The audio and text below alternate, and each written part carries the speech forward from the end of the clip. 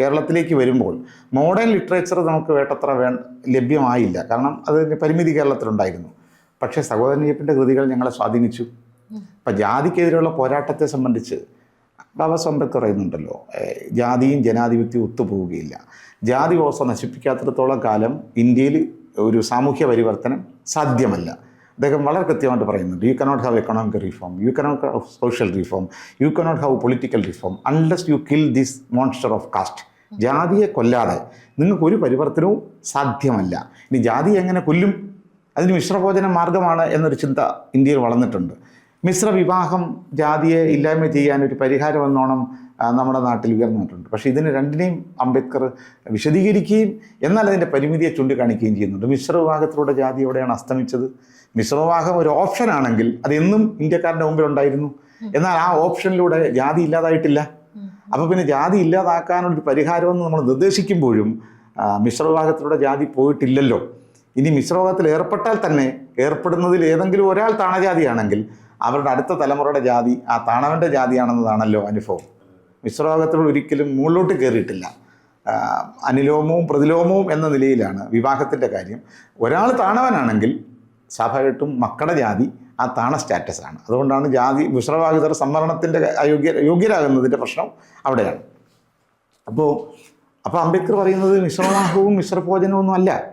അതിൻ്റെ അപ്പുറത്തേക്ക് ജാതി നശീകരണത്തിന് അംബേദ്കർ പോകുന്നുണ്ട്. You cannot destroy casteism unless you kill, എന്താണ് അദ്ദേഹം പറയുന്നത്, unless you destroy the divine sanction behind the caste. അതാണ് ജാതിയുടെ പിന്നിലെ ഈ പവിത്രമായ പ്രത്യയശാസ്ത്രത്തെ, ഡിവൈൻ സാങ്ഷനെ, പവിത്രാധികാരത്തെ ഇല്ലാതാക്കാതെ ജാതി നശിക്കില്ല. അപ്പം ജാതി നിൽക്കുന്നത് ഒരു പവിത്രമായ ഒരു ഡിവൈൻ ഗവേണൻസിൻ്റെ മുകളിലാണ്. അതൊരു തിയോളജിയാണ്. ആ തിയോളജി ബ്രാഹ്മണിക്കലാണ്. ആ വിശ്വാസ വ്യവസ്ഥയെ നിരാകരിക്കാതെയും ആ വിശ്വാസ വ്യവസ്ഥയെ ആശയപരമായി തകർക്കാതെയും ജാതിയെ നമുക്ക് മറികടക്കാൻ പറ്റില്ല എന്നാണ് അംബേദ്കറുടെ തിസിസ് പറയുന്നത്. അപ്പോൾ ആ നിലയ്ക്ക് നമ്മൾ നോക്കുമ്പോൾ ഈ പറയുന്ന ജാതി വിരുദ്ധ പോരാട്ടത്തിൽ ഒരുപക്ഷെ ബാബാ സാഹേബിൻ്റെ കാലത്ത് തന്നെ ഏറ്റവും വലിയ പ്രത്യയശാസ്ത്രപരവും ചരിത്രപരവുമായ വ്യക്തത കൈവരിച്ച ഒരു വ്യക്തിയായിട്ട് നമുക്ക് സഹോദരൻ അയ്യപ്പനെ കാണാൻ കഴിയും. അദ്ദേഹത്തിൻ്റെ ജാതി ഭാരതം എന്ന കവിത അംബേദ്കർ വായന കഴിഞ്ഞാൽ ഞങ്ങളെ ഏറ്റവും അധികം കേരളത്തിൽ സ്വാധീനിച്ച ഒരു പരിഷ്കർത്താവ്, വിപ്ലവകാരി സഹോദരൻ അയ്യപ്പനാണ്.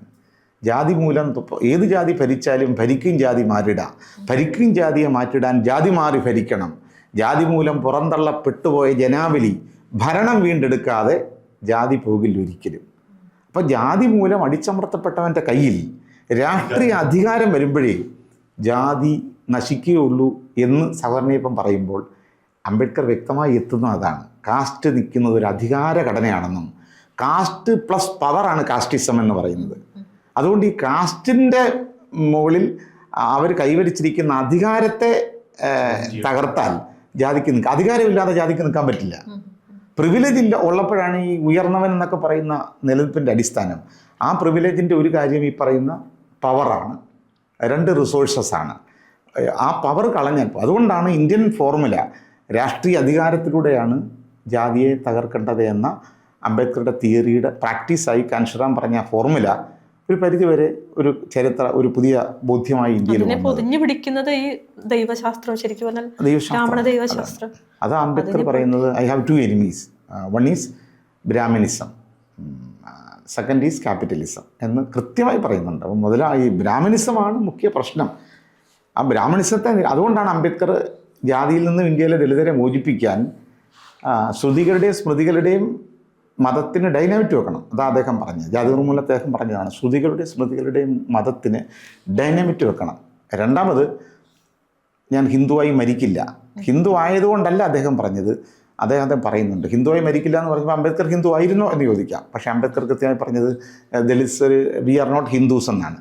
പക്ഷേ ഹിന്ദു ആണെന്ന് പറയുന്ന ഒരു പൊതുബോധത്തെ റദ്ദ് ചെയ്യണമെങ്കിൽ അത് ഉപേക്ഷിച്ചു എന്ന് പ്രഖ്യാപിക്കേണ്ടി വരും. അതിലാണ് അംബേദ്കർ പിന്നീട് ഒരു ഘട്ടത്തില് വെൽഫെയർ പാർട്ടി പോലെ മുസ്ലിം ഉള്ളടക്കം ഒരു ചിന്തയുടെ ഒരു എക്സ്റ്റൻഷൻ, എവല്യൂഷനാണ്. കാരണം ഒന്ന്, ഞങ്ങൾ തുടങ്ങുന്നത് ഒരു ഐഡൻറ്റിറ്റി മൂവ്മെൻ്റ് ആയിട്ടാണ്. അതായത് ദലിത് എന്ന് പറയുന്നത് അങ്ങേയറ്റം വളരെ, അപ്പം ആദ്യകാല ദലിത് ആത്മബോധം എന്ന് പറയുന്ന ജാതിയുടെ പേരിൽ സ്വയം ശപിച്ച് കഴിയുന്ന സെൽഫ് ഹേറ്റഡ് ആണല്ലോ. കാരണം എന്തുകൊണ്ടാണ് ഈ അനീതി എന്നറിയത്തില്ല. രണ്ടാമത് നിരന്തരമായി ഈ അനീതികളും അസമത്വങ്ങളും അടിച്ചമർത്തലുകളും ജീവിതത്തിലുടനീളം ആവർത്തിക്കപ്പെടുകയാണ്. ഈ ആവർത്തിക്കപ്പെടുന്ന അനീതികളിൽ നിന്നുണ്ടാകുന്ന ആത്മബോധം എന്ന് പറയുന്നത് നെഗറ്റീവായിട്ടുള്ളൊരു സെൽഫ് കോൺഷ്യസ് ആണ്. ഈ കോൺഷ്യസ്നെസ്സിനെയാണ് നമ്മുടെ സമൂഹം അത് അനുഭവിക്കുന്നവൻ്റെ എന്തോ കുഴപ്പമെന്ന നിലയിൽ അവർക്കൊക്കെ വലിയ അപകർഷതയാണ് എന്ന് പറയുന്നത്. എന്താണ് അപകർഷത എന്ന് പറയുന്നത്? ഒരു മനുഷ്യനെ ജയിലിൽ പിടിച്ചിട്ടാൽ, നല്ല ആത്മവിശ്വാസമുള്ള ആരോഗ്യമുള്ള ഒരാളെ അകാരണമായി വർഷങ്ങളോളം തടവിലിട്ടാൽ എന്തായിരിക്കും അയാളുടെ ആത്മബോധം? നെഗറ്റീവായിരിക്കും. അയാൾ ഫ്രസ്ട്രേറ്റഡ് ആയിരിക്കും, അയാൾ ഡെസ്പറേറ്റഡ് ആയിരിക്കും. ബാബാസാഹേബ് അംബേദ്കർ പറയുന്നു, അപകർഷതയുടെ അടിസ്ഥാനം repeated experience of injustice, repeated experience of cruelties. അതാണ് ഒരു വ്യക്തിയുടെ മനസ്സിനെ തകർക്കുന്നത്. അതാണ് അപകർഷത എന്ന് പറയുന്നത്. അപ്പോൾ ഈ അപകർഷതയെ മറികടക്കണമെങ്കിൽ എന്ത് വേണ്ടി വരും? ഒരു കൗണ്ടറായിട്ടുള്ള നെറേറ്റീവ്സ് വേണം, കൗണ്ടർ എഡ്യൂക്കേഷൻ വേണം, കൗണ്ടർ കൾച്ചർ വേണം. അവിടെയാണ് ഹിന്ദുത്വത്തെ റിജക്റ്റ് ചെയ്തും ഹൈന്ദവ വിശ്വാസങ്ങളെയും ദൈവങ്ങളെയും തള്ളിക്കളഞ്ഞും അതിനെതിരെയുള്ളൊരു ആൻറ്റി ബ്രാഹ്മണിക്കലായിട്ടുള്ള അംബേദ്കർ, ഫൂലെ, പെരിയാർ, ശ്രീനാരായണ ഗുരു, അയ്യങ്കാളി ഇതെല്ലാം ചേർത്ത് വെച്ചുകൊണ്ടുള്ള നവോത്ഥാന വായനകളുടെ പ്രതലത്തിൽ ഒരു വലിയ പ്രതിരോധം പ്രസ്ഥാനമായിട്ടാണ് ദളിത് പ്രസ്ഥാനങ്ങൾ രൂപപ്പെട്ട് വികസിക്കുന്നത്. അപ്പോൾ ആ ഒരു വികാസത്തിൻ്റെ ഭാഗമായിട്ടാണ് സ്വാഭാവികമായിട്ടും തുടക്കമെന്ന് പറയുന്നത് ഈ പറയുന്ന ഒരു ഐഡൻറ്റിറ്റി. ആ ഐഡൻറ്റിറ്റി അന്ന് ആവശ്യമാണ്. കാരണം അസമത്വം അനുഭവിക്കുന്ന ഒരു സമൂഹത്തിൽ നീതിക്ക് വേണ്ടിയുള്ള ചെറുത്തുനിൽപ്പുകളുടെ തുടക്കമെന്ന് പറയുന്നത് അനുഭവിക്കുന്നവർ തന്നെ സ്വയം പര്യാപ്തരാവുക എന്നതാണ്. അത് സ്ത്രീകൾക്ക് ബാധകമാണ്. ഇതിന് എന്തുകൊണ്ട് ദലിതരെ നിങ്ങളെന്തിനാണ് വിഭാഗീയമായി സംഘടിക്കുന്നത് എന്ന് ചോദിക്കാം. നമുക്ക് ജനാധിപത്യപരമായിട്ട് എല്ലാവരും ചേർന്ന് സംഘടിച്ചുകൂടെ എന്ന് പറയാം. അങ്ങനെ ഒരിക്കലും വരില്ല. അതാണ്. അപ്പോൾ പിന്നെ സ്വാഭാവികമായിട്ട് സ്ത്രീകളുടെ കാര്യം ഇതുപോലെയാണ്. നിങ്ങൾ ഈ ഫെമിനിസ്റ്റ് എന്ന് പറയുന്നത് എന്തിനാണ്? നിങ്ങൾ സ്ത്രീകളായി മാത്രം കാര്യങ്ങൾ ഉന്നയിക്കുന്നത് എന്തിനാണ്? ജനാധിപത്യപരമായി നമുക്ക് എല്ലാവർക്കും കൂടി ഇറ്റ്സ് വിൽ നെവർ ഹാപ്പൻ. അതുകൊണ്ട് സ്ത്രീയുടെ സ്വത്വത്തിൻ്റെ പേരിൽ അനുഭവിക്കുന്ന വിവേചനങ്ങളെ ചലഞ്ച് ചെയ്യാൻ സ്ത്രീകളെന്ന നിലയ്ക്ക് തന്നെ അവരുടെ രാഷ്ട്രീയത്തെ ഉയർത്തേണ്ടി വരും, ഉന്നയിക്കേണ്ടി വരും. അതിൻ്റെ മറ്റൊരു ഘട്ടത്തിലാണ് ആ ഒരു സ്ത്രീ ഫാക്ടറിനെ ഒരു തുല്യമായ ഒരു ഏജൻസിയായിട്ട് അംഗീകരിക്കുന്ന ഒരു വികാസ ഘട്ടത്തിൽ മാത്രമേ ഈ പറയുന്ന ഒരു കളക്റ്റീവായിട്ടുള്ള ഡെമോക്രാറ്റിക് പ്രോസസ്സിനകത്ത് സ്ത്രീകൾക്ക് പ്രവേശിക്കാൻ പറ്റുള്ളൂ. ഇപ്പോഴും ഇന്ത്യൻ സ്ത്രീകളുടെ അവസ്ഥ ഈ കളക്റ്റീവായിട്ടുള്ള പൊതു ഐഡൻറ്റിറ്റിക്കകത്ത് സ്പേസ് കൊടുക്കുന്ന കാര്യത്തിൽ വിജയിച്ചിട്ടില്ലെങ്കിൽ ദലിതരെ സംബന്ധിച്ചിടത്തോളം കൃത്യമായ ഉദാഹരണമാണ്. അതുകൊണ്ട് ഈ ഒരു സാമൂഹ്യ വനമാണല്ലോ ഈ നമ്മുടെ സമൂഹം എന്ന് പറയുന്നത്. ഹെലികോപ്റ്ററിൽ പോകുമ്പം ഇത് ഒന്നിച്ച് നിൽക്കുന്ന മരങ്ങളാണെന്നാണ് നമുക്ക് തോന്നുക. താഴെ ഭൂമിയിൽ വരുമ്പോഴാണിത് പാഴ്മരങ്ങളും വൻമരങ്ങളും എന്നൊക്കെ ഉള്ളത്. അതുകൊണ്ട് ടി കെ നാരായണ സാറിൻ്റെ ഒരു ഭാഷ ഞാൻ പറഞ്ഞാൽ, വൃക്ഷത്തലപ്പുകൾ കണ്ട് വനമാണെന്ന് തെറ്റിദ്ധരിക്കുന്നത് പോലെയാണ് ഇന്ത്യയിലെ മനുഷ്യരുടെ തലകൾ എണ്ണിയിട്ട് ഇതൊരു സമൂഹമാണെന്ന് പറയുന്നത്. അപ്പോൾ ഈ പ്രശ്നമുണ്ട്. അതുകൊണ്ട് ഈ കാട്, ഈ പറയുന്ന സോഷ്യൽ ഫോറസ്റ്റിനകത്ത് ദലിതരെ വേർതിരിച്ചെടുത്ത് അവരൊരു സാമൂഹ്യ അസ്തിത്വം ഉണ്ടാക്കി കൊടുക്കാനാണ് ഞങ്ങൾ ആദ്യം ശ്രമിച്ചത്. ദാറ്റ് ഇസ് ഐഡൻറ്റിറ്റി എന്ന് പറയുന്നത് ന്യായീകരിക്കപ്പെടുന്നത്. ആ ഒരു സ്വത്വ നിർമ്മിതിയുടെ അടുത്ത ഘട്ടം എന്ന് പറയുന്നത് പ്രതിരോധമാണ്.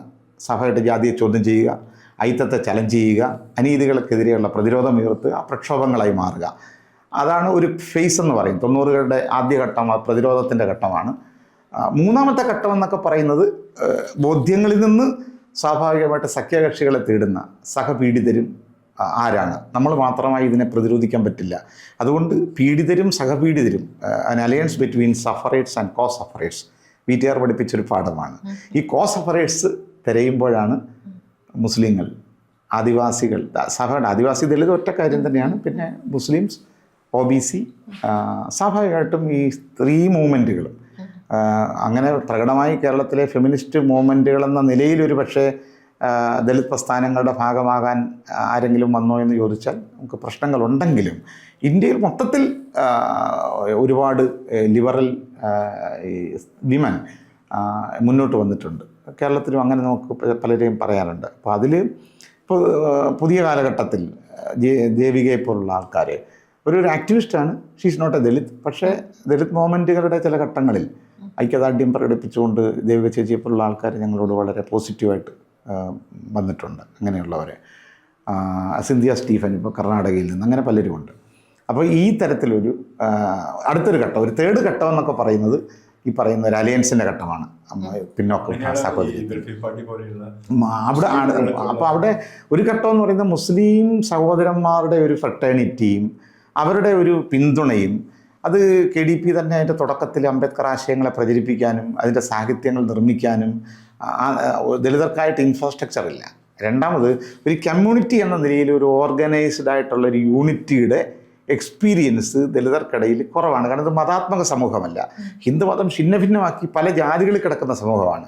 അപ്പോൾ ഒരു ഇൻ്റഗ്രേഷൻ്റെയും ഈ ഇൻറ്റേർണൽ ട്രാൻസ്ഫോർമേഷൻ എന്ന് പറയുന്ന ഒരു ധാർമ്മികമായ പുനഃസംഘടനയുടെയും സാമൂഹ്യ മുന്നേറ്റത്തിൻ്റെയും കാര്യങ്ങളിൽ അനുഭവപരമായ അന്യത എന്തുണ്ട് ദളിതർ നേരിടുന്നുണ്ട്. ഈ അന്യതയ്ക്കൊരു പരിഹാരമാണ് ഒരു സമുദായം എങ്ങനെയാണ് ഇൻറ്റേർണലായിട്ട് സ്ട്രെങ്തൻ ചെയ്യപ്പെടുന്നത്. ജാതി ഉന്മൂലനത്തിനകത്ത് ബാബാസാഹ് പറയുന്നൊരു മാതൃകയുണ്ട്. നിങ്ങൾ മുസ്ലിങ്ങളെ നോക്കൂ, ഒരു പ്രശ്നം വന്നാൽ അവർ ഒത്തുകൂടുന്നത് കണ്ടില്ലേ. അപ്പോൾ യൂണിറ്റിയുടെ കാര്യത്തിലും ഈ പറയുന്ന ഇൻ്റഗ്രേഷൻ്റെ കാര്യത്തിലും ഒരു ഹോമോജീനിയസ് കമ്മ്യൂണിറ്റി എന്ന നിലയിൽ മുസ്ലിം കമ്മ്യൂണിറ്റി ഇൻറ്റേർണലി സൂക്ഷിക്കുന്ന ഐക്യം ഇന്ത്യയിലെ സമാന ദളിത് വിഭാഗങ്ങളെയോ മറ്റു പീഡിതരെയോ സ്വാധീനിച്ചിട്ടുണ്ട്. ആ നിലയ്ക്കുള്ളൊരു മാതൃക എന്ന നിലയിൽ പിന്നെ അവരുടെ പിന്തുണ സ്വാഭാവികമായിട്ട് കിട്ടിയിട്ടുണ്ട്. ഇപ്പോൾ കോഴിക്കോട്ടെ എൻ്റെയൊക്കെ REC ജീവിതം, അവിടെ നിന്ന് ഈ കാര്യങ്ങളൊക്കെ ആശയപരമായ അന്വേഷണങ്ങളും ഒക്കെ വരുമ്പോൾ വലിയ നിരക്കുള്ളൊരു പിന്തുണ ഇപ്പം സിദ്ദീഖ് ഹസൻ സാഹിബ് കേരള ദളിത് പ്രാന്ത പ്രസ്ഥാനത്തിൻ്റെ തുടക്കക്കാരെന്ന നിലയിൽ എന്നെപ്പോലുള്ളവരെ വലിയ വാത്സല്യത്തോടെ പോറ്റി വളർത്തിയൊരു മനുഷ്യനാണ്. ജമാഅത്തെ ഇസ്ലാമിയുടെ അമീറാണോ എന്നതല്ല ഞങ്ങളുടെ മുമ്പിലുള്ള പ്രശ്നം. എന്നെപ്പോലുള്ള വ്യക്തികൾക്ക് RECയിൽ നിന്ന് ബസ് കയറി കോവൂരെത്തി സിദ്ദീഖ് സാഹിബിൻ്റെ വീട്ടിൽ ചെല്ലുമ്പോൾ അദ്ദേഹത്തോടൊപ്പം ആ വീട്ടിനകത്തിരുന്ന് ഒരു മതപണ്ഡിതനാണ്, സ്കോളറാണ്, അക്കാദമിഷ്യനാണ്, ഒന്നിച്ച് ബ്രേക്ക്ഫാസ്റ്റ് കഴിക്കുന്നു, നമ്മളോട് പല കാര്യങ്ങളും പറഞ്ഞു തരുന്നു, പ്രാക്സിയോളജിയാണ് പറഞ്ഞു തരുന്നത്. അപ്പോൾ അങ്ങനെയുള്ള ഒരുപാട് ലിബറലായിട്ടുള്ള മനുഷ്യരുടെ പിന്തുണ ഇൻ്റലക്ച്വൽസ് എന്ന നിലയിൽ മുസ്ലിം ലീഡേഴ്സ് പലപ്പോഴും അത്തരത്തിൽ നമുക്ക് നൽകിയിട്ടുണ്ട്. ആ ഒരു സൗഹൃദം വലിയ ഒരു കാര്യമായിരുന്നു. മാധ്യമം, പത്രം ഈ 90-കൾക്ക് ശേഷം കേരളത്തിൽ വിപുലമായി വായിക്കപ്പെടുകയും കേരളത്തിൻ്റെ ഒരു മാധ്യമ രംഗത്ത് വ്യത്യസ്തമായ ഒരു നിലവാരവും ഒപ്പം ഈ പറയുന്ന ഒരു ദലിത് സബാൾട്ടേൺ പെർസ്പെക്റ്റീവ് വളരെ കൃത്യമായ നിലപാടുകൾ പുലർത്തിയൊരു പത്രമാണ്. അത് അന്നും ഇന്നും അതിനെ ആ നിലയ്ക്ക് തന്നെ അംഗീകരിക്കേണ്ടതുണ്ട്. ഇപ്പം ഞാൻ ആക്രമിക്കപ്പെട്ടപ്പോൾ ആദ്യം എഡിറ്റോറിയൽ എഴുതിയത് ഒരേ ഒരു പത്രമാണ്. അത് മാധ്യമത്തിനെ അങ്ങനെ എഴുതാൻ പറ്റുള്ളൂ. മാത്രമല്ല മാധ്യമത്തിൻ്റെ പേജുകളിലാണ് ഒരു പക്ഷേ ഉത്തരേന്ത്യയിലെ ദലിതർക്കെതിരെ നടക്കുന്ന പല കുറ്റകൃത്യങ്ങളും അട്രോസിറ്റികളും പരമ്പരകളായി ഇടം പിടിച്ചത് മാധ്യമത്തിലാണ്. ഹിന്ദുവിൽ നമുക്ക് വായിക്കാമായിരുന്നു, P. സൈനാഥിൻ്റെ ലേഖന പരമ്പരകളിൽ ഹിന്ദുവിൽ വായിക്കാം. പക്ഷെ മലയാളത്തിൽ നമ്മളിത് വായിച്ചത് സ്വാഭാവികമായിട്ടും മാധ്യമത്തിൻ്റെ പേജുകളിലൂടെയാണ്. തീർച്ചയായിട്ടും അത് തെറ്റായ കാര്യമാണല്ലോ. അത് അങ്ങനെ കാണാൻ പറ്റൂ എന്നുള്ളതാണ് ഒരു പ്രശ്നം. ഒരു ഭൗതികമായ ഒരു വികസിതമായ ഒരു സമുദായം അവരുടെ ദാർശനികമായ വികാസത്തിൻ്റെയും വൈജ്ഞാനികമായ വളർച്ചയുടെയും അധാർമികമായ അവരുടെ ഉത്തരവാദിത്വത്തിൻ്റെ ഭാഗമായി പ്രകടിപ്പിക്കുന്ന ഒരു ഐക്യദാർഢ്യത്തെ അതിനെ മനസ്സിലാക്കാതിരിക്കുന്നത് പ്രശ്നം എന്താണ്? അതിനെ അങ്ങനെ വ്യാഖ്യാനിക്കുന്നവരുടെ ഒരു ഇൻ്റലക്ച്വൽ പോവർട്ടിയാണ്, വേറെ അർത്ഥത്തിലുള്ള ഒരു തരം ഇഗ്നറൻസാണ്. അതൊരു ബിരിയാണിയാണ്, അതൊരു പച്ചപ്പാണ്, അല്ലെങ്കിൽ അത് വേറെന്തെങ്കിലും, അങ്ങനെയൊന്നുമില്ല. അത് ചരിത്രപരമായ ഒരു അബദ്ധമായിരിക്കും. ലോകത്തിൻ്റെ ഇപ്പോൾ അമേരിക്കൻ ബ്ലാക്സ് എന്തുകൊണ്ടാണ് ഇസ്ലാമിലേക്ക് ആകർഷപ്പെട്ടത്? എന്തുകൊണ്ടാണ് മാൽക്കം എക്സ് ഇസ്ലാം സ്വീകരിച്ചത്? കാഷ്യസ് ക്ലേ മുഹമ്മദ് അലി ആയത് എന്തുകൊണ്ടാണ്? ലോക ബോക്സിംഗ് ചാമ്പ്യൻ ആയിരുന്നല്ലോ. പക്ഷെ അദ്ദേഹം തിരഞ്ഞെടുക്കുന്നത് ഇതായി പോകുന്നത് എന്തുകൊണ്ടാണ്? അപ്പം വേൾഡ് ഹിസ്റ്ററിയിൽ തന്നെ വർണ്ണവിവേചനം അനുഭവിച്ച ആഫ്രിക്കയെ എന്തുകൊണ്ട് ചുമന്നില്ല എന്നൊരു ചോദ്യമുണ്ട്. വേറൊരു കോണ്ടെക്സ്റ്റിൽ പറയേണ്ട കാര്യമാണ്. പക്ഷേ എന്തുകൊണ്ടാണ് ഈ ലോകത്തെ ഏറ്റവും വലിയ നമുക്ക് ക്ലാസ് പ്രശ്നം ഓക്കെ, ഉള്ളവനും ഇല്ലാത്തവനും തമ്മിലുള്ള അന്തരത്തിൻ്റെ പ്രശ്നമുണ്ട്.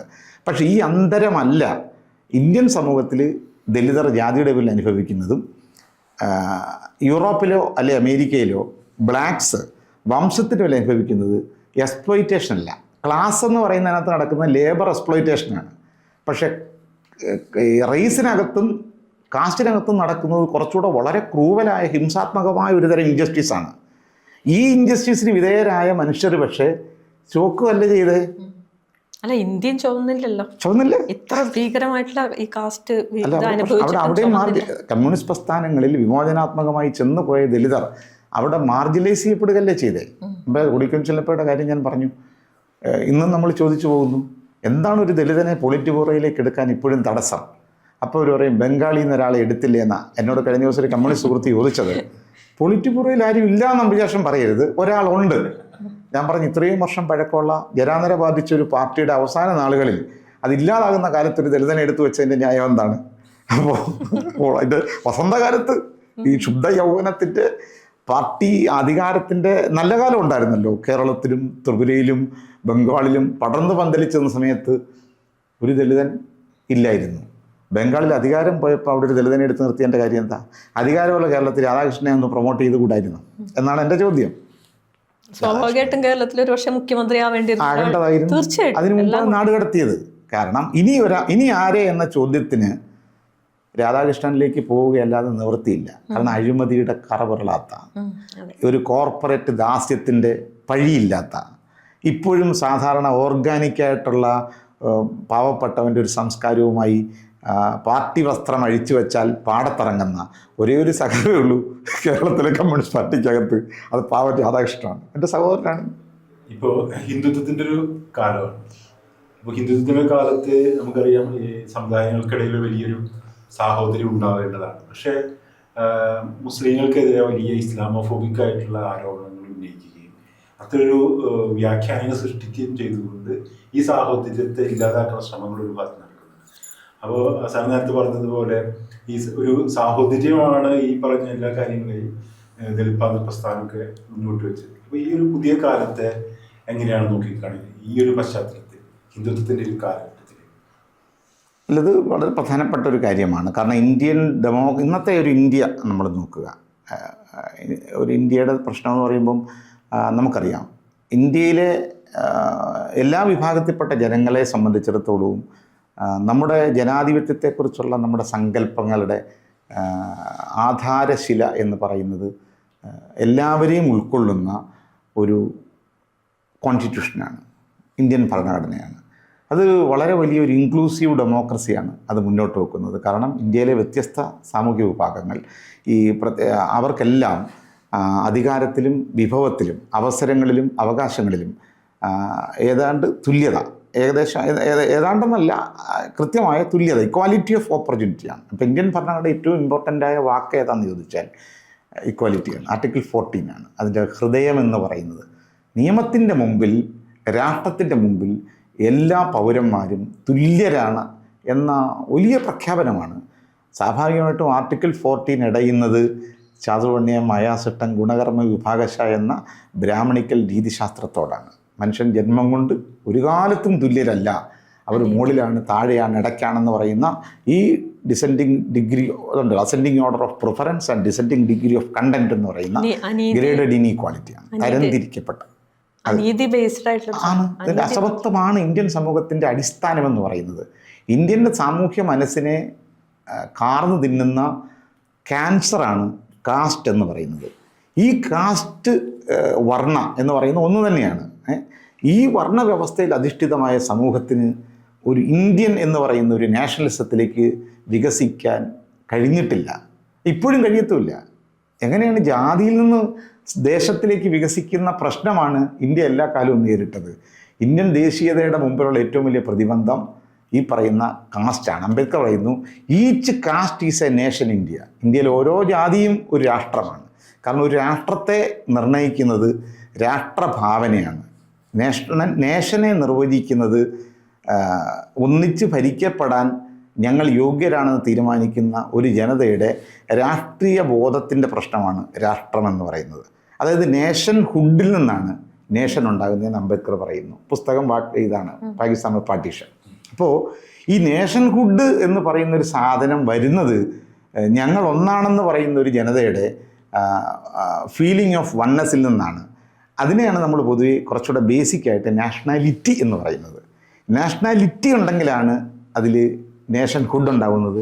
നേഷൻ ഹുഡ് ഉണ്ടെങ്കിലാണ് അത് പിന്നീട് നേഷൻ ആവുന്നത്. ഈ നാഷണാലിറ്റി എന്ന് പറയുന്നൊരു സാധനത്തിൻ്റെ ഘടകമെന്ന് പറയുന്നത് ഫീലിംഗ് ഓഫ് വൺനെസ്സാണ്. ഫീലിംഗ് ഓഫ് വൺനെസ് എന്ന് പറയുന്ന ഒരു പ്രസൻറ്റിൽ മാത്രം രൂപം കൊള്ളുന്നൊരു കാര്യമല്ല. ഒരു കോണ്ടസ്റ്റിനകത്ത് ഒരു സമൂഹം പെട്ടെന്ന് നമ്മൾ 3 പേര് കൂടി ഇരിക്കുന്നു, നമുക്കൊന്നായി പറയാം എന്ന് പറയുന്ന തരത്തിലുള്ള കൈകോർത്ത് വെക്കുന്ന ഒരു പ്രസൻ്റ് അല്ല ഈ ഒരുമയുടെ അടിസ്ഥാനം എന്ന് പറയുന്നത്. ഒന്നിച്ച് ജീവിച്ച് ഇന്നലകളെക്കുറിച്ചുള്ള ബോധവും നാളെ ഒന്നിച്ച് മുന്നോട്ട് പോകണം എന്ന് പറയുന്ന ഒരു പാരസ്പര്യവുമാണ് ഈ ഒരുമയുടെ അടിസ്ഥാനം എന്നിരിക്കെ ഇന്ത്യയുടെ കൾച്ചറൽ പാസ്റ്റിൽ എവിടെയാണ് ഈ ഒരുമ? പരസ്പരം പൊരുതി മരിക്കുകയോ മുകളിൽ കീഴായിട്ട് ഇങ്ങനെ അസമത്വം വിതയ്ക്കുകയോ ചെയ്ത ഒരു പാസ്റ്റ് എക്സ്പീരിയൻസ് ഇന്ത്യക്കാരനുള്ള അതിൻ്റെ ബിറ്റർ കോൺഷ്യസ്നസ്സാണ് താഴെയുള്ളവർ.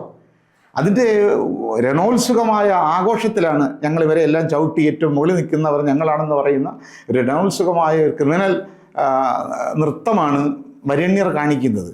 ഇവർക്കിടയിൽ എവിടെയാണ് ഫെറ്റേണിറ്റി എന്ന് പറയുന്നൊരു സംഭവം? അപ്പോൾ ഈ സംഗതിക്കകത്തുനിന്ന് ഇന്ത്യ ഒരു രാഷ്ട്രമാണെന്ന് പറയുന്ന ഒരു കപടദേശീയതയാണ്.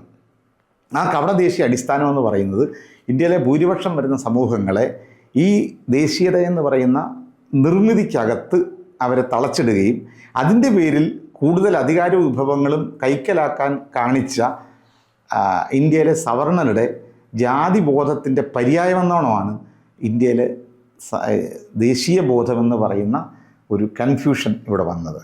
യഥാർത്ഥത്തിൽ യാഥാർത്ഥ്യം നോക്കൂ, ഇങ്ങനെയൊന്നില്ല. അപ്പോൾ അതുകൊണ്ട് ഇന്ത്യയുടെ ഒരു ദേശീയതയിലേക്ക് ഇന്ത്യ വരണമെങ്കിൽ അതിൻ്റെ തടസ്സം ഈ പറയുന്ന ജാതിബോധത്തെ തകർക്കണം. ജാതിബോധത്തെ തകർക്കണമെങ്കിൽ എന്ത് വേണം? ജാതിയുടെ പേരിലുള്ള ഉയർന്ന പ്രിവിലേജുകൾ അത് അനുഭവിക്കുന്നവർ വേണ്ടാന്ന് വെക്കണം. ഞാനൊരു ബ്രാഹ്മണനാണ്, ഞാനൊരു ക്ഷത്രിയനാണ്, ഞാനൊരു വൈശ്യനാണ്, ഞാൻ അറ്റ്ലീസ്റ്റ് ഒരു നായരെങ്കിലുമാണ്. അതിൻ്റെ പേരിൽ അനർഹമായി തലമുറകളായി ഞാൻ അനുഭവിച്ച ഈ പ്രിവിലേജുകളുണ്ട്. അത് ഒരേ സമയം ഞാൻ അനുഭവിക്കുകയും അതെല്ലാം എനിക്ക് താഴെയുള്ളവന് നിഷേധിക്കുകയും ചെയ്തു. അപ്പോൾ ഈ താഴ്ത്തപ്പെട്ടവൻ്റെ, ദളിതൻ്റെ, പിന്നോക്കക്കാരൻ്റെ, അവരിൽ നിന്ന് മതം മാറി മുസ്ലിം ആയവൻ്റെ നഷ്ടബോധത്തിലാണ് ഇന്ത്യയുടെ ദേശീയ ബോധം നിർമ്മിച്ചിരിക്കുന്നത്. ഈ പ്രശ്നത്തെ ആഭ്യന്തരമായി പരിഹരിക്കാതെ എങ്ങനെയാണ് നമ്മളെല്ലാം ഒന്നാണെന്ന് പറയുന്നത്? അപ്പം അവിടെയാണ് ഇന്ത്യൻ മുസ്ലിങ്ങൾ യഥാർത്ഥത്തിൽ വിവേചനം അനുഭവിക്കുന്നത്. അപ്പോൾ അതിൽ ബാബാ സാഹേബ് അംബേദ്കർ പറയുന്നൊരു കാര്യം ഞാൻ മുമ്പേ പറഞ്ഞു. ഇന്ത്യയുടെ ഡെമോക്രസി നേരിടുന്ന ഏറ്റവും വലിയ ത്രെട്ടെന്ന് പറയുന്നത് ഈ ജാതി വ്യവസ്ഥയുടെ ബ്രാഹ്മണ്യത്തിൻ്റെ ത്രെട്ടാണ്. അതുകൊണ്ട് ഈ ബ്രാഹ്മണ്യത്തെ നേരിട്ടുകൊണ്ട് ഡെമോക്രസിയെ ബിൽഡ് ചെയ്യാനുള്ള സ്വാഭാവികമായ സഖ്യകക്ഷികളിൽ ഒരു വിഭാഗമാണ് മുസ്ലിങ്ങൾ. അത് ചരിത്രത്തിൽ അങ്ങനെയായിരുന്നു. ഉദാഹരണം, ഇന്ത്യ എന്ന് പറയുന്ന ദേശരാഷ്ട്ര രൂപീകരണത്തിന് മുന്നോടിയായി നടക്കുന്നത് കൊളോണിയൽ ആധിപത്യത്തെ ചലഞ്ച് ചെയ്യുന്നതാണ്.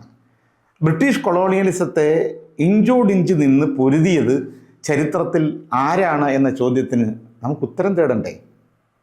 ഇന്ന് ഈ രാജ്യത്തിൻ്റെ മൊത്തം കച്ചവടക്കാരായിട്ടും സമഗ്രാധിപത്യത്തിന് വേണ്ടി നിലകൊള്ളുന്ന സംഘപരിവാറിന് ഇന്ത്യയുടെ ദേശീയ സ്വാതന്ത്ര്യ സമര പോരാട്ടത്തിൽ എന്തെങ്കിലും പങ്കുണ്ടോ? പങ്കില്ല എന്ന് മാത്രമല്ല, അറിയാം, എനിക്ക് വിശദീകരിക്കേണ്ട കാര്യമില്ല. ഇന്ത്യൻ സ്വാതന്ത്ര്യ സമരത്തെ ഒറ്റിക്കൊടുക്കുകയും ഇന്ത്യൻ സ്വാതന്ത്ര്യ സമരത്തെ ഒറ്റിക്കൊടുത്ത് സ്വാതന്ത്ര്യ സമര സേനാനികളെ ഒറ്റിക്കൊടുത്ത് ബ്രിട്ടീഷുകാരുമായി സന്ധി ചെയ്യുകയും മാപ്പെഴുതി കൊടുക്കുക മാത്രമല്ല അവരുമായിട്ട് പല ഉടമ്പടികളിൽ ഏർപ്പെട്ട ഒരു വിഭാഗമാണ് സംഘപരിവാർ. നേരെ മറിച്ച് ബ്രിട്ടീഷ് വിരുദ്ധ പോരാട്ടത്തെ 1848 നമുക്കറിയാം, 47 എന്താണ് ശിപ്പായി ലഹള പറയുന്നു. ഈ ശിപ്പായി ലഹള ആരായിരുന്നു ഈ ഷിപ്പായിസ്? ബഹദൂർ ഷാ ആണല്ലോ. അവസാനത്തെ മുഗൾ ഭരണത്തിൻ്റെ തുടർച്ചയിലെ അവസാനത്തെ കണ്ണിയായ ബഹദൂർ ഷാ കൊളോണിയൽ വിരുദ്ധ പോരാട്ടത്തിന് മുന്നിലോട്ട് ഇറങ്ങി വരുന്നതാണ് നമ്മൾ കാണുന്നത്. 1. 2, ഖിലാഫത്ത് മൂവ്മെൻറ്റ് കൺഫ്യൂഷൻ അവിടെ ഉണ്ടെങ്കിൽ എങ്കിലും ഖിലാഫത്ത് മൂവ്മെൻറ്റ് ഇന്ത്യൻ സ്വാതന്ത്ര്യ പ്രസ്ഥാനത്തിനെ സ്വാധീനിച്ചു എന്ന് പറയുന്ന മറ്റൊരു യാഥാർത്ഥ്യം. 3, ഇന്ത്യയിലെ ബ്രിട്ടീഷ് വിരുദ്ധ പോരാട്ടത്തിൻ്റെ ഫലമായി ഏറ്റവും അധികം ബ്രിട്ടീഷ് ഭരണാധികാരികൾ വേട്ടയാടിയതും ആരെയാണ്? ഇന്ത്യൻ മുസ്ലിങ്ങളെയാണ്. അപ്പോൾ ഇന്ത്യയുടെ സ്വാതന്ത്ര്യ സമര പോരാട്ടത്തിൽ വലിയ പങ്ക് വഹിച്ച ഒരു ജനതയാണ് ഇന്ത്യൻ മുസ്ലിങ്ങൾ. അതുകൊണ്ട് തന്നെ പൊരുതി വാങ്ങിയ സ്വാതന്ത്ര്യത്തെ അർത്ഥപൂർണമാക്കുകയും ഒരു ജനാധിപത്യ വ്യവസ്ഥ കെട്ടിപ്പടുക്കുകയും ചെയ്യുന്നതിൽ വലിയ പങ്ക് ഇന്ത്യയിലെ മുസ്ലിം ഇൻ്റലക്ച്വൽസ് മത നേതൃത്വം ശ്രമിച്ചിട്ടുണ്ട്. ഭരണഘടനാ അസംബ്ലിയിൽ ബാബാ സാഹേബ് അംബേദ്കറോടൊപ്പം ഇന്ത്യയിലെ മുസ്ലിങ്ങളായിട്ടുള്ള ഒരുപാട് സ്കോളേഴ്സ്, ഭരണഘടനാ പണ്ഡിതന്മാർ പങ്കുവഹിച്ചിട്ടുണ്ട്. ശരിക്കും ഒരു 1918 മുതൽ 30-കൾ 40-കൾ ഒരു ക്യാബിനറ്റ് മിഷൻ ഓർ ഭരണഘടനാ അസംബ്ലി വരെയുള്ള നീണ്ട ഒരു കാലഘട്ടത്തിൽ ഈ പറയുന്ന ദലിത് മുസ്ലിം പശ്ചാത്തലമുള്ള ദേശീയ വ്യക്തിത്വങ്ങളാണ് ഈ ആധുനിക ഇന്ത്യൻ ഡെമോക്രസിയുടെ സങ്കല്പങ്ങളെ രൂപപ്പെടുത്തിയെടുത്തതെന്നുള്ളത് ഭരണഘടനാ അസംബ്ലിയിലെ സംവാദങ്ങൾ വായിച്ചാൽ നമുക്ക് വ്യക്തമാണ്. അപ്പോൾ ഇന്ന് ഇവിടുത്തെ ഒരു പ്രശ്നം എന്ന് പറയുന്നത്, ഇന്ത്യ വീണ്ടും ഒരു ബ്രാഹ്മണ മേൽക്കോയ്മയിലേക്ക് പോകണമെന്ന് ആഗ്രഹിക്കുന്ന സംഘപരിവാർ സ്വാഭാവികമായിട്ടും അവരുടെ ഒരു സമഗ്രാധിപത്യത്തിന് വേണ്ടി ശ്രമിക്കുമ്പോൾ അതിൽ നിന്ന് ഇന്ത്യയുടെ ഭരണഘടനയെ പ്രൊട്ടക്റ്റ് ചെയ്യേണ്ട, ഇന്ത്യൻ ജനാധിപത്യത്തെ സംരക്ഷിക്കേണ്ട ഒരു വലിയ ഉത്തരവാദിത്വം ഈ ഡെമോക്രസി പൂർണ്ണമാവുകയാണെങ്കിൽ അതിൽ നിന്ന് നീതി ഇനിയും പ്രതീക്ഷിച്ച് നിൽക്കുന്ന ക്യൂവിലാണ് ഇന്ത്യയിൽ ദളിതരും മൈനോറിറ്റീസും ഉള്ളത്. കാരണം 75 വർഷക്കാലത്തെ ഇന്ത്യൻ ഈ ജനാധിപത്യ അനുഭവങ്ങൾ എവിടെ എത്തിച്ചു ദളിതരെ എന്ന് ചോദിച്ചാൽ എവിടെയാണ്?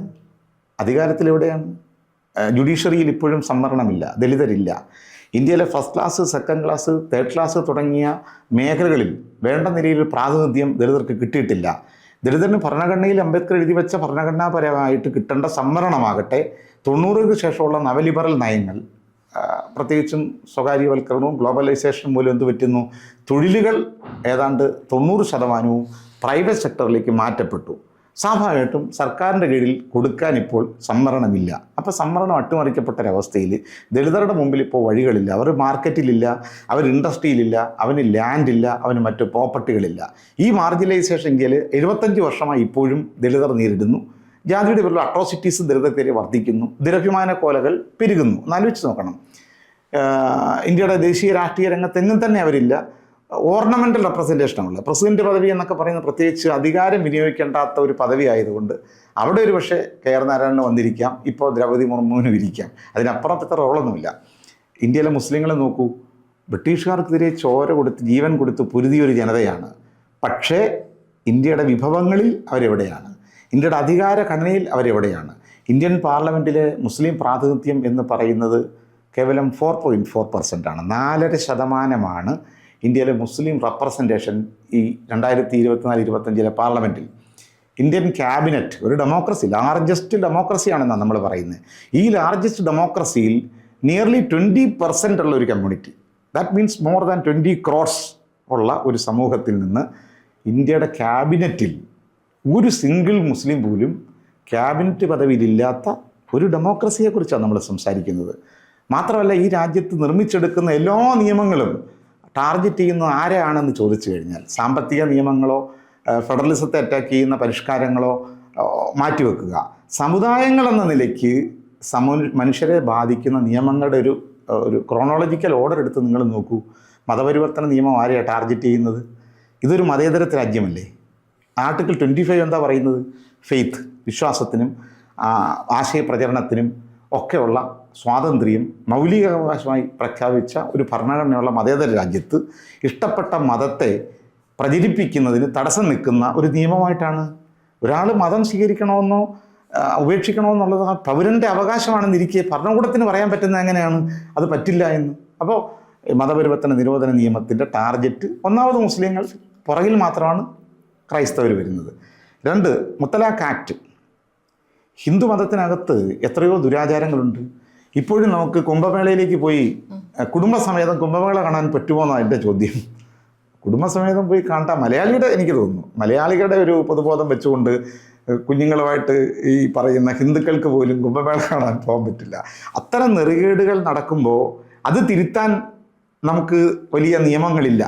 അത് കൂടുതൽ ആഘോഷങ്ങളായിട്ട് മാറുകയാണ്.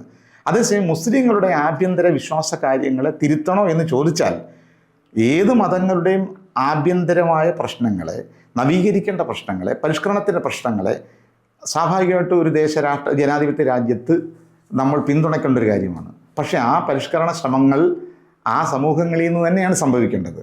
പരിഷ്കരണത്തിൻ്റെ പേരിൽ അവരുടെ മേൽ കുതിര കയറാനോ നിങ്ങളിങ്ങനെ തിരുത്തണമെന്ന് പറയാനോ അവരെ പ്രത്യേകിച്ചും അടിച്ചമർത്തിക്കൊണ്ടിരിക്കുന്ന മറ്റൊരു ഹെജിമോണിക്കായിട്ടൊരു കമ്മ്യൂണിറ്റിക്ക് അവകാശം ഉണ്ടെന്ന് ചോദിച്ചാൽ അത് ഡെമോക്രസിയിൽ ഇത്ര സ്വീകാര്യമായൊരു കാര്യമല്ല. ഞാൻ പറയുന്നത് മുത്തലാഖ് ആക്ട് പോട്ടെ, കോമൺ സിവിൽ കോഡിൻ്റെ കാര്യം എന്താ? അംബേദ്കർ തന്നെ ചോദിക്കുന്നുണ്ട്. 1900 ഭരണഘടനാ അസംബ്ലിയിൽ ഈ സംവാദം നടക്കുന്നു. ഏക സിവിൽ കോഡ് കൊണ്ടുവരണം എന്ന് പറയുന്ന ഭരണഘടനയുടെ പ്രൊവിഷൻ ആർട്ടിക്കിൾ 44. ഈ 44 ടേബിളിൽ വെച്ചിട്ട് ചർച്ച നടക്കുമ്പോൾ അതിശക്തമായി ഇന്ത്യയിലെ സവർണരായ ഭരണഘടനാ അസംബ്ലി അംഗങ്ങൾ ആക്രോശിക്കുന്നു, ഏക സിവിൽ കോഡ് വേണം. അംബേദ്കർ ചോദിച്ചൊരു ചോദ്യമുണ്ട്, ഹിന്ദു കോഡ് ബില്ല് വേണോ എന്ന ചോദ്യത്തിന് നിങ്ങളുടെ ഉത്തരവ് എന്തായിരുന്നു? വേണ്ട എന്നായിരുന്നു.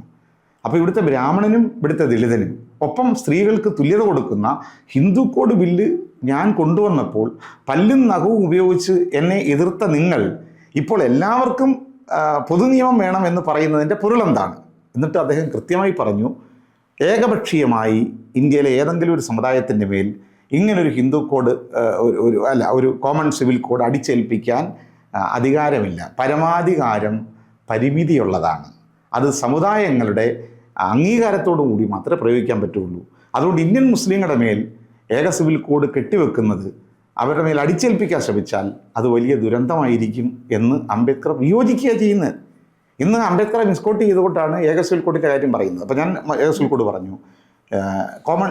CAA എന്താണ്? NRCയും പൗരത്വ ഭേദ നിയമം ആരെയാണ് ഇല്ലാതാക്കിയത് എന്ന് ആസാമിൽ നമ്മൾ കണ്ടു. പക്ഷേ ആസാമിൽ അത് നടപ്പിലാക്കിയപ്പോൾ പുറത്തായത് 19 ലക്ഷം ഹിന്ദുക്കളായപ്പോഴാണ് പെട്ടെന്ന് ഇവർക്ക് പ്രശ്നങ്ങൾ അതിൽ നിന്ന് കരകയറേണ്ടി വന്നത്. പക്ഷേ ഒരു കാര്യം വ്യക്തമാണല്ലോ, ഈ പറയുന്ന CAA എന്ന് പറയുന്നത് കൃത്യമായി ഇന്ത്യയിലെ മുസ്ലിം പോപ്പുലേഷനെ ഡീഫ്രാഞ്ചൈസ് ചെയ്യുക, അവൻ്റെ പൗരത്വം റദ്ദ് ചെയ്യുക. ഇത് ജർമ്മനിയിൽ നടപ്പിലാക്കിയതുപോലെയുള്ള ഒരു തരം ഭീകരതയാണ്. എന്നിട്ട് അവരെ ഡിറ്റൻഷൻ ക്യാമ്പുകളാണല്ലോ ഇപ്പോൾ ആസാമിൽ നമുക്ക് കാണാൻ കഴിയുന്നത്. ഈ SIR വന്നു കഴിയുമ്പം നാളെ ഡിറ്റൻഷൻ ക്യാമ്പുകൾ കേരളത്തിലും വന്നുകൂടായികയില്ല, എല്ലായിടത്തും വരും, പൗരത്വം കളയുക. അപ്പം കൃത്യമായി പൗരത്വ ഭേദ നിയമം വരുന്നു, ഏറ്റവും ഒടുവിൽ വഖഫ് ആക്ട് വരുന്നു. എന്താണ് ഇവിടെ പ്രചരിപ്പിച്ച കാര്യം? വഖഫ് സ്വത്തുക്കൾ കോടിക്കണക്കിനുണ്ടെന്നാണ് സുപ്രീം കോടതി എസ്റ്റിമേറ്റ് ചെയ്തത്. മൊത്തം ടോട്ടൽ വഖഫ് സ്വത്ത് 1.2 ലക്ഷം കോടി രൂപയുടെ സ്വത്താണ് ഇന്ത്യയിലെ ടോട്ടൽ വഖഫ് പ്രോപ്പർട്ടി. 1.2 ലക്ഷം കോടി ഇത്രയാണ്. തിരുവനന്തപുരത്ത് ശിവപത്മനാഭ സ്വാമി ക്ഷേത്രത്തിലെ B നിലമുറ തുറന്നപ്പോൾ സിയും കൂടെ നോക്കി അമിക്കസ് ക്യൂറി എസ്റ്റിമേറ്റ് ചെയ്തത് 1 ലക്ഷം കോടി രൂപയുടെ വരുമാനം ഉണ്ടെന്നാണ്. അപ്പം തിരുവനന്തപുരം പത്മനാഭസ്വാമി ക്ഷേത്രത്തിൽ മാത്രം 1 ലക്ഷം കോടി രൂപയുടെ വരുമാനം. ഇന്ത്യയിലെമ്പാടുമുള്ള വഖഫ് സ്വത്തുക്കളുടെ ആകെ വരുമാനം 1.2 ലക്ഷം കോടി. ഈ വഖഫ് സ്വത്ത് എടുക്കുന്ന കാര്യത്തിൽ മുസ്ലിങ്ങൾ വേണ്ട, ഹിന്ദുക്കൾ ഇരുന്ന് തീരുമാനിക്കട്ടെ. എന്നാൽ ക്ഷേത്രസ്വത്തിൻ്റെ കാര്യത്തിൽ മുസ്ലിങ്ങളെ കമ്മിറ്റിയിൽ എടുക്കൂ. അപ്പോൾ അങ്ങേയറ്റം വിവേചനപരമായ നിയമം, ഭരണഘടനയുടെ സ്പിരിറ്റിന് വിരുദ്ധമായ ഒന്നാണ് നിയമം മുസ്ലിങ്ങൾ അടിച്ചേൽപ്പിക്കുന്നത്. ഞാൻ പറയാൻ ശ്രമിച്ചത് ഈ നിയമങ്ങളെല്ലാം ടാർഗറ്റ് ചെയ്തിട്ട് ഇന്ത്യൻ മുസ്ലിങ്ങളെ ഒരു രണ്ടാം തരം പൗരന്മാരാക്കി അവരില്ലാതാക്കുന്നു. ഈ കോണ്ടെക്സ്റ്റിലാണ് സ്വാഭാവികമായും ഇന്ത്യയുടെ ഡെമോക്രസി, ഈ ഭരണഘടന ഉള്ളിടത്തോളം കാലം ഈ പ്രൊട്ടക്ഷൻ എന്ന് പറയുന്ന ഒരു അവകാശമാണ്. ഭരണഘടന ഉണ്ടായിട്ട് പോലും സ്വതന്ത്ര ഇന്ത്യയിൽ 75 വർഷം കഴിയുമ്പോൾ ഇന്ത്യൻ മുസ്ലിങ്ങളും ഇന്ത്യയിലെ ദളിതുകളും ഇന്ത്യയിലെ ഒബിസികളുടെ സംവരണം ഇപ്പോൾ ഈ പറയുന്ന EWS വന്നപ്പോൾ പോയില്ലേ. ഒന്ന് 92 സുപ്രീം കോടതി വിധിയിലൂടെ തന്നെ ക്രീമി ലെയർ പിടിച്ചു വെച്ച് ആ സംവരണത്തിൻ്റെ മുനയൊടിച്ചു എന്നത് ഒരു വസ്തുതയാണ്. 2, OBC സംവരണത്തിന് ഇപ്പോൾ എന്താ അവസ്ഥ? ഞാൻ മുമ്പേ പറഞ്ഞ ഗ്ലോബലൈസേഷൻ ബാധകമല്ലേ? സർക്കാരിൻ്റെ കീഴിൽ 27% പറയുമ്പോൾ സർക്കാരിൻ്റെ കീഴിൽ ഇല്ല ജോലി ഉണ്ടോ? സെൻട്രൽ ഗവൺമെൻറ് കീഴിൽ ജോലി ഉണ്ടോ? അപ്പോൾ ജോലിയില്ല, ഒരു ബ്ലാങ്ക് ചെക്കാണ് സംവരണം OBCക്ക്. ആ കൂട്ടത്തിലാണ് EWSും കൂടെ വന്നത്, മുന്നോക്കക്കാരന് 10%. അപ്പോൾ മുന്നോക്കനായ ദരിദ്രന് ഇവിടെ പരിഹാരമുണ്ട്, പിന്നോക്കനായ ദരിദ്രന് പരിഹാരമുണ്ടോ? അതിന് പരിഹാരമില്ല. ഒരു ആദിവാസി ദരിദ്രനാണ്, പക്ഷെ അവനിവിടെ EWS കിട്ടത്തില്ല. അപ്പോൾ ദരിദ്രനാണെങ്കിലും സവർണനായാലേ സ്റ്റേറ്റ് പിന്തുണ ഉള്ളൂ എന്ന് പറയുന്ന അവസ്ഥയാണ് ഇവിടെ ഉള്ളത്. അപ്പം ഞാൻ പറഞ്ഞു വന്നു, ഇത്രത്തോളം മാർജിനലൈസ് ചെയ്യപ്പെട്ട സാഹചര്യത്തിലാണ് കൂട്ടത്തിൽ ബുൾഡോസർ രാജ് വരുന്നത്, ആൾക്കൂട്ട കൊലകൾ വരുന്നത്, മറ്റ് പലതരത്തിലുള്ള പ്രശ്നങ്ങൾ. ഈ ഒരു കോണ്ടെക്സ്റ്റിൽ സ്വാഭാവികമായിട്ടും ഭരണഘടനയാണ് ഈ ജനങ്ങളെല്ലാം പ്രതീക്ഷിച്ച് നിൽക്കുന്നത്. ഒരു മതേതര ഭരണഘടന, സാമൂഹ്യ നീതി ഉറപ്പ് കൊടുക്കുന്ന, സംവരണം ഉറപ്പ് കൊടുക്കുന്നൊരു ഭരണഘടന, സ്ത്രീ പുരുഷ സമത്വം ഉറപ്പ് കൊടുക്കുന്നൊരു ഭരണഘടന, അധ്വാനിക്കുന്ന തൊഴിലാളികൾക്ക് അവകാശങ്ങൾ പ്രഖ്യാപിക്കുന്ന ഇപ്പോൾ ലേബർ കോഡ് വരുമ്പോൾ അത് പോവുകയാണ്. നേരെ മറിച്ച് നമ്മൾ ബ്രിട്ടീഷ് ഇന്ത്യയിൽ മുതൽ ഈ ഇൻഡസ്ട്രിയൽ ഡിസ്പ്യൂട്ടിൻ്റെ കാലം മുതൽ 1937-40കളിൽ ബാബാ സാഹേബ് അംബേദ്കർ ഇന്ത്യയിലെ തൊഴിലാളികളുടെ പ്രസ്ഥാനങ്ങളോട് ട്രേഡ് യൂണിയനുകളോട് ചേർന്ന് നിന്നുകൊണ്ടാണ് അംബേദ്കറുടെ ഇൻഡിപെൻഡൻറ്റ് ലേബർ പാർട്ടി പൊരുതിയത്. അപ്പോൾ അത്തരത്തിൽ ട്രേഡ് യൂണിയൻ പ്രസ്ഥാനങ്ങൾ പൊരുതി വാങ്ങിയ തൊഴിലവകാശങ്ങൾ അവസാനമായി പിച്ചു ചീന്തുന്ന ലേബർ കോഡിലാണ് നമ്മളിപ്പോൾ നിൽക്കുന്നത്. ഇപ്പോൾ തൊഴിലാളികൾ എന്ന നിലയിലുള്ള മാർജിനലൈസേഷൻ, ഇതെല്ലാം വരുമ്പോൾ സ്വാഭാവികമായി നമുക്ക് അവസാനത്തെ ആശ്രയം എന്ന് പറയുന്നത് ഈ കോൺസ്റ്റിറ്റ്യൂഷനാണ്. അത് മുന്നോട്ട് വെക്കുന്ന ക്ഷേമരാഷ്ട്രവും, അത് മുന്നോട്ട് വെക്കുന്ന ന്യൂനപക്ഷ അവകാശവും, അത് മുന്നോട്ട് വെക്കുന്ന ഈ പറയുന്ന സാമൂഹ്യ നീതിയും എക്കണോമിക് സോഷ്യൽ ഡെമോക്രസിയൊക്കെയാണ്. ആ ഡെമോക്രസിക്ക് ഭരണഘടനയ്ക്ക് കാവലിരിക്കാൻ ബാധ്യതയുള്ളൊരു സമൂഹമാണ്. കാരണം ഈ ഭരണഘടന ഇല്ലെങ്കിലും ഇവിടുത്തെ വരേണ്യർക്കൊന്നും പറ്റുകയില്ല. അവർക്ക് വേണ്ടത് ഈ ഭരണഘടനയൊന്ന് മാറ്റിവെച്ചാൽ മതി, പഴയ മനുസ്മൃതി ഇനി കൊണ്ടുപോകണമെന്നാണ്. അതുകൊണ്ടാണ് ഭരണഘടനയുടെ 75ാം വാർഷികത്തിൽ അമിത്ഷാ അംബേദ്കറെ ആക്ഷേപിച്ചത്. അപ്പോൾ സ്വാഭാവികമായിട്ടും ഇന്ത്യയിലെ രാഷ്ട്രീയ പ്രബുദ്ധതയുള്ള ഇന്ത്യൻ മുസ്ലിങ്ങൾ ഇന്ത്യൻ ഡെമോക്രസിക്കകത്ത് അവർ കലഹിക്കുന്നു. നിങ്ങൾ നോക്കൂ, ഇന്ത്യൻ ക്യാമ്പസുകളിൽ ആരാണ് ഇന്ന് ഡെമോക്രസിക്ക് വേണ്ടി ശബ്ദിക്കുന്നത്? ഇന്ത്യൻ യൂണിവേഴ്സിറ്റികളിൽ ഇന്ന് പുതിയ മുദ്രാവാക്യങ്ങൾ ഉയർത്തുന്നതും ഒരു ക്രിട്ടിക്കൽ പെർസ്പെക്റ്റീവ് ഉയർത്തുന്നതും ഈ നിലവിലിരിക്കുന്ന കരിക്കുലത്തിൻ്റെ സംഘപരിവാർ അറിയാമല്ലോ, കാവ്യവൽക്കരണ വിദ്യാഭ്യാസം. NEP എന്ന് പറഞ്ഞാൽ എന്താണ് NEP പ്രൊമോട്ട് ചെയ്യുന്ന ശ്രേഷ്ഠ വിദ്യാഭ്യാസം? മതേതരത്വ വിദ്യാഭ്യാസത്തെ ഉപേക്ഷിച്ച് സംഘപരിവാർ ആഗ്രഹിക്കുന്ന ഒരു വരേണ്യ ബ്രാഹ്മണിക്കൽ വിദ്യാഭ്യാസത്തെ അടിച്ചേൽപ്പിക്കുമ്പോൾ അലിഗഡ് മുസ്ലിം യൂണിവേഴ്സിറ്റിയിലെ കലഹിക്കുന്ന വിദ്യാർത്ഥികളെ നമ്മൾ കാണാതെ പോകരുത്. ജാമിയ മില്ലിയയിലെ പർദ്ദയിട്ട മുസ്ലിം വിദ്യാർത്ഥിനികൾ സ്വാഭാവികമായിട്ടും മുദ്രാവാക്യം ഉയർത്തുന്നു മാറ്റത്തിൻ്റെ. ലോഹിത് ഗമലയെ നമുക്ക് മറക്കാൻ കഴിയില്ല. അപ്പോൾ ഇന്ത്യൻ ക്യാമ്പസുകളിൽ ഈ പ്രതിഷേധിക്കുന്ന പുതിയ യൗവനം സ്വാഭാവികമായിട്ടും ഈ പറയുന്ന സാമൂഹിക വിഭാഗങ്ങളിൽ നിന്നാണ്. അതിൻ്റെ പ്രത്യാഘാതങ്ങൾ അല്ലെങ്കിൽ ഏതെങ്കിലും തരത്തിലുള്ള ഇമ്പാക്റ്റുകൾ നമ്മുടെ ലാർജർ പൊളിറ്റിക്സിനകത്തും പല നിലയ്ക്കുന്ന് വരുന്നുണ്ട്. അവിടെയാണ് ഒരു പക്ഷേ ഈ മതേതര പാർട്ടികളുടെ പക്ഷമായി നിന്നുകൊണ്ട് 10-70 വർഷക്കാലമായി വേണ്ടത്ര നീതി ആഭ്യന്തരമായി നേടിയെടുക്കാൻ കഴിഞ്ഞില്ല എന്ന് പറയുന്ന ഒരു കോൺഷ്യസ്നെസ് ഇന്ത്യയിലെ ന്യൂനപക്ഷങ്ങളിൽ ഇപ്പോൾ ബാധകമാണ്. കാരണം 70-75 വർഷക്കാലം ഞങ്ങൾ ഭരണഘടനയെ ഈ മതേതരത്വത്തെയും പ്രതീക്ഷിച്ച് ഇന്ത്യയിലെ മതേതര പാർട്ടികളിൽ വിശ്വാസമർപ്പിച്ചു, ആവർത്തിച്ച് അവർ വോട്ട് ചെയ്തു. എന്നിട്ട് എന്ത് നേടി എന്ന ചോദ്യത്തിന് ദളിതർ ഉത്തരം തേടിയപ്പോഴാണ് BSP ഉണ്ടായത്. 90-കൾ വരെ ഇപ്പോൾ ഒരു ബോധമാണ്, അംബേദ്കറൈറ്റ് ബോധം വന്നു. അധികാരത്തിൽ ദളിതരില്ല, വിഭവങ്ങളിൽ ദളിതരില്ല, മാർക്കറ്റിൽ ദളിതരില്ല.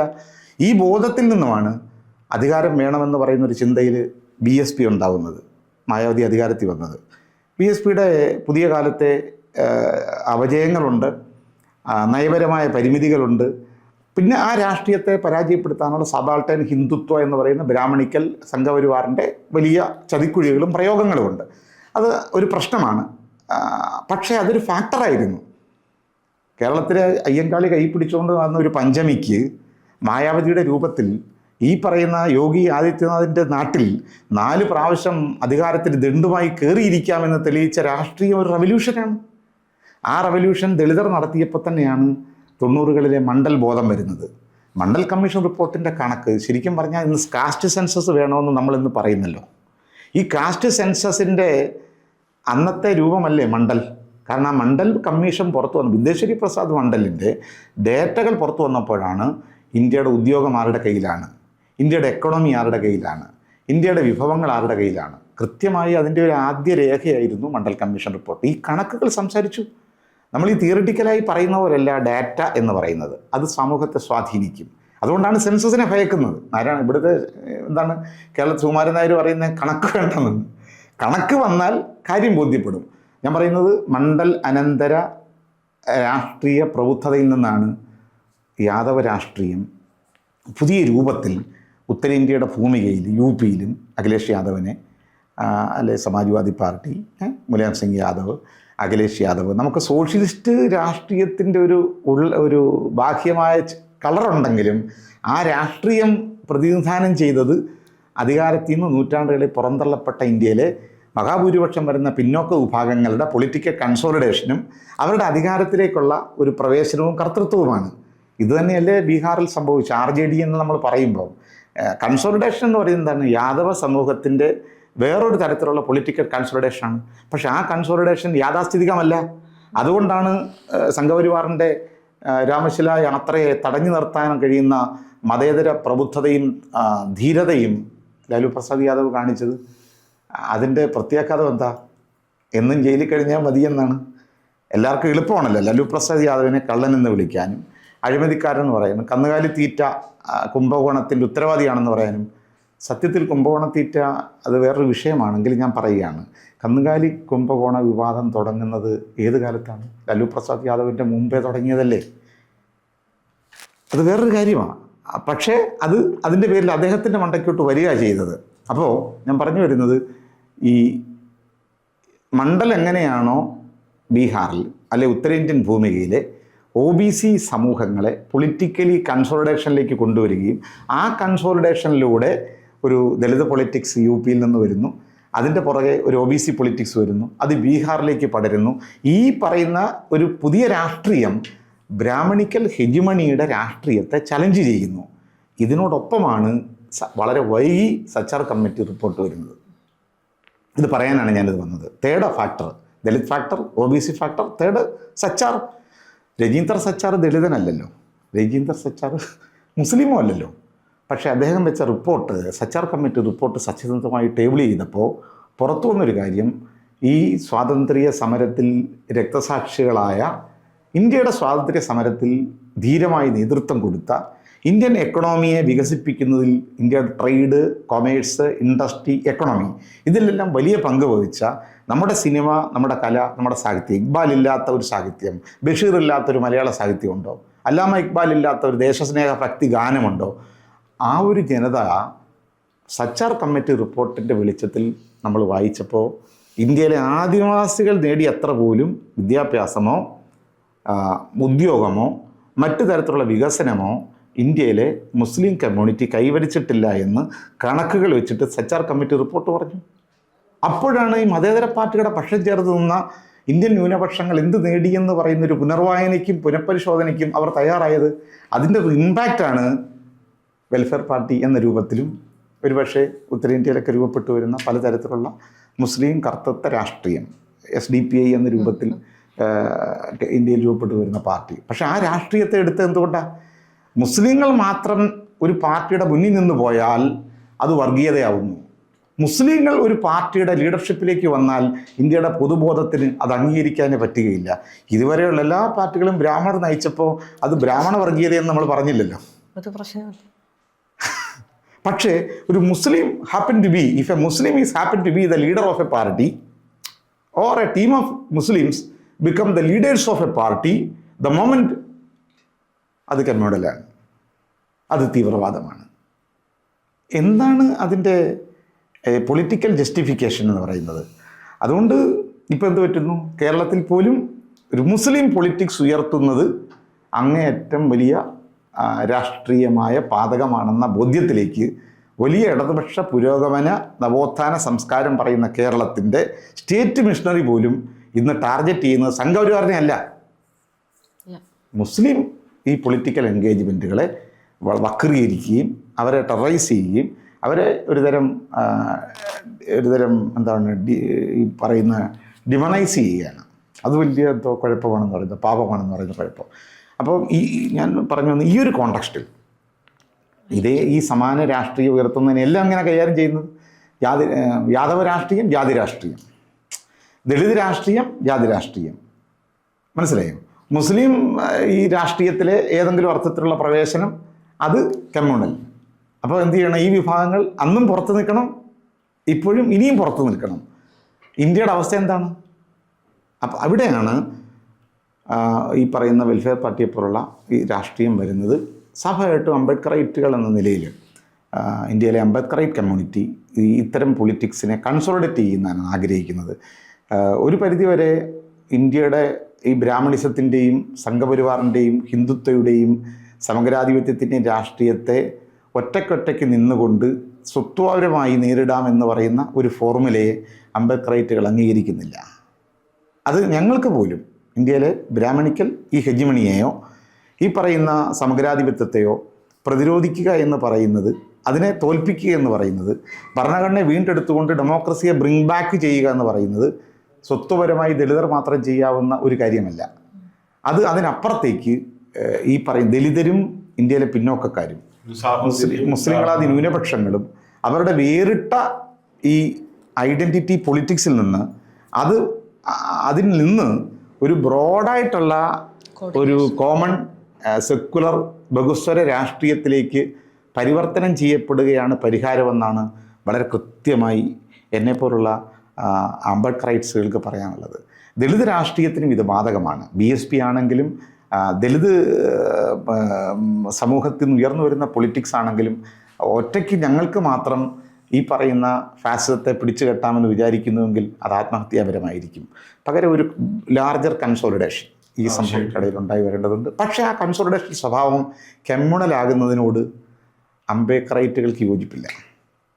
കാരണം ഡോക്ടർ അംബേദ്കർ വളരെ കൃത്യമായി പറഞ്ഞ ഒരു കാര്യമുണ്ട് ഇന്ത്യൻ ഡെമോക്രസിയെക്കുറിച്ച്. അദ്ദേഹം പറഞ്ഞത് ഇന്ത്യൻ ഡെമോക്രസി നേരിടുന്ന ഏറ്റവും വലിയ ചലഞ്ച് എന്ന് പറയുന്നത് പൊളിറ്റിക്കൽ ഡെമോക്രസിയുടെ മുകളിൽ പൊളിറ്റിക്കൽ മെജോറിറ്റിയുടെ മേൽ കമ്മ്യൂണൽ മെജോറിറ്റി ആധിപത്യം നേടുന്നതാണ് ഇന്ത്യ അഭിമുഖീകരിക്കുന്ന ഇന്ത്യൻ ജനാധിപത്യത്തിൻ്റെ മുമ്പിലുള്ള പ്രശ്നമെന്ന് പറഞ്ഞു.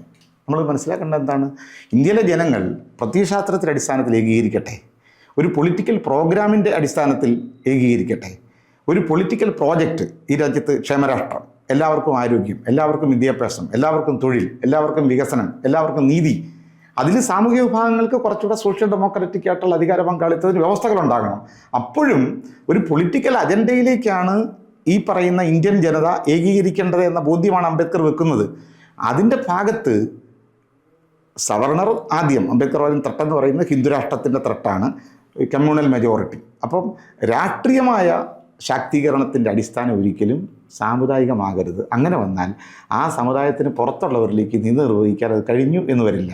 രണ്ടാമത്, ഓരോ വേറിട്ട ഈ പറയുന്ന അവർണ സ്വത്വങ്ങൾ വേറിട്ട് രാഷ്ട്രീയമായി സംഘടിക്കുമ്പോൾ അവർക്കിടയിൽ വീണ്ടും ധ്രുവീകരണത്തിൻ്റെ ലാർജർ സ്ട്രാറ്റജികളെ അഡോപ്റ്റ് ചെയ്യാനും തമ്മിലടിപ്പിക്കാനും കഴിയും. അത് യു പിയിൽ സംഭവിക്കുന്നു എന്ന്. സബാൾട്ടൈൻ പൊളിറ്റിക്സിനെ ശിഥിലമാക്കാനും ബഹുജൻ പൊളിറ്റിക്സിനെ പിടിച്ച് അല്ലെങ്കിൽ ദളിത് പൊളിറ്റിക്സിനെ യാദവ രാഷ്ട്രീയത്തിനെതിരെ തിരിച്ചുവിടുക, യാദവ രാഷ്ട്രീയത്തെ ദളിതർക്കെതിരെ തിരിച്ചുവിടുക, യാദവരിൽ തന്നെയുള്ള വ്യത്യസ്ത രാഷ്ട്രീയ ചേരികളെ പരസ്പരം ഭിന്നിപ്പിക്കുക.